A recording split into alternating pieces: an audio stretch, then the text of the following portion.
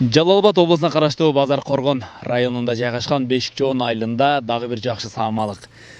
Ар бир айылга жаш спортчуларды колдоп, жайкысын салкын, кышкысын жылуу болгон жабык спорт аянтчаларын куруп, жаштарга дем күч берип келе жаткандыгы баарыбызга көрүнүп турат.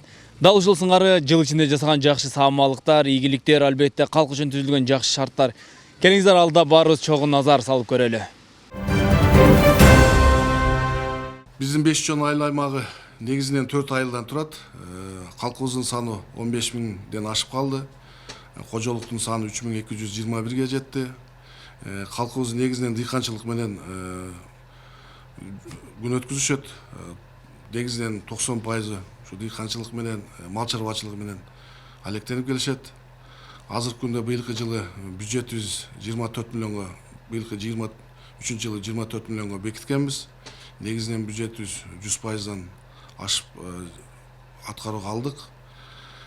Андан сырткары биздин Бешикчоон айыл аймагыбызда 1 ГСБ, 2 ФАП жайгашкан. Андан сырткары жаштарыбыздын бош убактыларына өткөзүү үчүн бир спорт комплекс, ошондой эле ар бир айылыбызга кичи мини футбол аянтчаларын курганбыз. Аны эми ошо бюджетибизде бекитилгенде негизинен басымды биз ушу долбоорлорго басым жасап келе жатабыз. Андан негизинен ушу Бешикчоон айыл аймагында жашоочуларыбыз дыйканчылык болгондугуна байланыштуу биз кайракы жер үлүштөрүбүздү дагы сугарма жер аянтына өткөзүү үчүн Жалал Абад областтык өнүктүрүү фондунан дагы 16 миллион акча каражаты бөлүнгөн. Ал жумуштар дагы башталып, аягына чыгуунун алдында турат. Айта кете турган нерсе болсо, мына ошо Карача айылыбыздагы ФАПты дагы курулуш иштерин баштадык. Демөөрчүлөрдү араб мамлекетинен демөөрчүлөр менен куруп атабыз. Элдик салымы 10%га элдик салым кошулган. Ал эми мектептерге токтолуп кете турган болсок, мына Карача айылыбыздагы эң көйгөй болгон мектебибиз, ал жерде 733 бала билим алып атат. Бирок 3 смена менен окуп атышат. Мамлекетибиздин республикалык бюджеттен 2022 жылы курулуш иштери башталды. Сметалык баасы 106 миллион. Жана куруучулары утуп алгандар 84 миллион утуп алышты. Ушу азыркы күндө биринчи кабаты бүтүп калды. Ошондой эле көйгөй менен Жон айылыбызда дагы мектеп көйгөй болуп келген. Авариялык абалда болчу. 2020 жылы курулуш иштери башталып, мына быйыл 2023 жылы мектебибиз толугу менен бүтүп, заманбап баардык шарты менен курулуп пайдаланууга берилди. Азыркы күндө ал жерде 330 окуучу бала билим тарбия алып жатышат. Ичиндеги шарттарына токтоло кете турган соң баардык заманбап класстары менен болду. Жанагы физика сабагы, биологиядан өтүүчү сабактары багы лабораториялык кабинеттери менен, ичиндеги шарты дагы жана тамак аш, муздак суу, ысык суусу менен ичиндеги ажатканалар дагы ичинде заманбап курулуп, элибизге быйылкы жылы ошо мамлекеттин эсебинен белек катары татууланды. Ал эми ошо жаштарыбызды спорт бош убактыларын спорт менен өткөзүү үчүн шарттарды түзүүгө аракет кылып келе жатабыз. Борбор Бешикчоон айылынын борборунда бир спорт комплексибиз бар. Андан сырткары ар бир айылыбызга кичи мини футбол аянтчаларын курганбыз. Быйыл ошо 23 жылы түрткү берүүчү гранттын эсебинен 2 миллион 600 жана 450 миң жергиликтүү бюджеттин эсебинен ушу Карача айылына үстү жабык мини футбол аянтчасын бүтүрүп бердик. Так, ички жолдорго токтоло кете турган болсок, түрткү берүүчү гранттын эсебинен Карачандагы Адишев көчөсүндө 420 метр жер аянт асфальт алды. Ал 2 миллион 900 миң сом түрткү берүүчү гранттын эсебинен, 10% жергиликтүү бюджеттин эсебинен.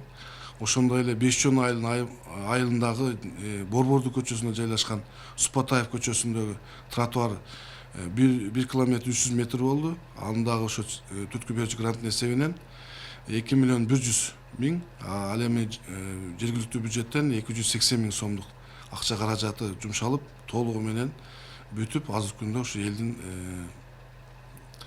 элге тапшырдык. Андан сырткары дагы республикалык бюджеттин эсебинен 2 километр 600 метр жер асфальт төшөлдү. Ал Карача айылы жана Жон айылдары. Биздин ошо Ош Бишкек трассасында жайланышкан бир айылыбыз бар, Жон деген. Ошол жерге эми келген адамдарга, меймандарга ошол айылыбызды табуу мүмкүнчүлүгү кыйынчылык туудуруп келчү. Ошол жерге атайын жергиликтүү бюджеттин эсебинен 560 миңге арка жасаттык. Аны дагы толугу менен бүтүрүп элге тапшырдык. Эми келечек 2024 жылдарга